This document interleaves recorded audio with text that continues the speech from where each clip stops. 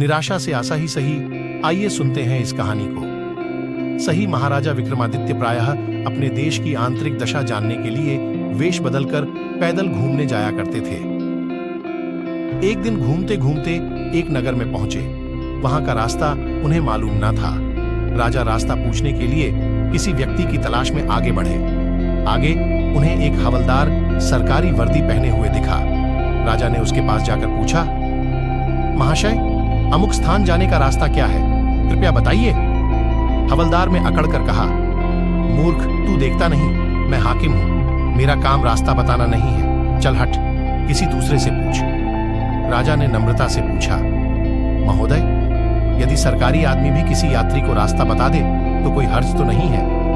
खैर, मैं किसी दूसरे से पूछ लूंगा, पर इतना तो बता दीजिए कि आप किस पद पर काम करते हैं। हवलदार ने भौहें चढ़ाते हुए कहा, अंधा है, मेरी वर्दी को देखकर पहचानता नहीं कि मैं कौन हूं। राजा ने कहा, शायद आप पुलिस के सिपाही हैं। उसने कहा, नहीं, उससे ऊंचा। तब क्या नायक है? नहीं, उससे भी ऊंचा। अच्छा, तो आप हवलदार हैं? हवलदार ने कहा, अब तू जान गया कि मैं कौन हूं, पर यह तो बता, इतनी पूछताछ करने का तेरा क्या मतलब, और तू कौन है? राजा ने कहा, मैं भी सरकारी आदमी हूं। सिपाही की ऐंठ कुछ कम हुई। उसने पूछा, क्या तुम नायक हो? राजा ने कहा, नहीं, उससे ऊंचा। तब क्या आप हवलदार हैं? नहीं, उससे भी ऊंचा। तो क्या दरोगा है? उससे भी ऊंचा। हवलदार ने कहा, तो क्या आप कप्तान हैं? राजा ने कहा, नहीं, उससे भी ऊंचा। सूबेदार जी हैं? नहीं, उससे भी ऊंचा। अब तो हवलदार घबराने लगा। उसने पूछा, तब आप मंत्री जी हैं?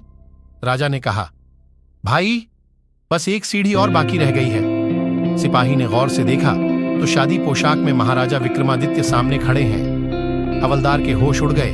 वह गिड़गिड़ाता हुआ राजा के पांव पर गिर पड़ा और बड़ी दीनता से अपने अपराध की माफी मांगने लगा। राजा ने कहा, माफी मांगने की कोई बात नहीं है। मैं जानता हूं कि जो जितने नीचे हैं वह उतने ही अकड़ते हैं। जब तुम बड़े बनोगे तो मेरी तरह तुम भी नम्रता का बर्ताव सीखोगे। जो जितना ही ऊंचा है वह उतना ही सहनशील एवं नम्र होता है, और जो जितना नीच एवं ऊंचा होता है वह उतना ही ऐंठा रहता है। इसीलिए कहा गया है, विद्या विवादाय धनम मदाय शक्ति परेशान परिपीड़नाय कलस्य साधोर विपरीत मेतत ज्ञानय दानाय च रक्षणाय। अर्थात दुष्ट व्यक्ति के पास विद्या हो तो वह विवाद करता है, धन हो तो घमंड करता है, और यदि शक्ति हो तो दूसरों को परेशान करता है। वहीं साधु प्रकृति का व्यक्ति विद्या ज्ञान देने में, धन दान देने में और शक्ति दूसरों की रक्षा करने में खर्च करता है।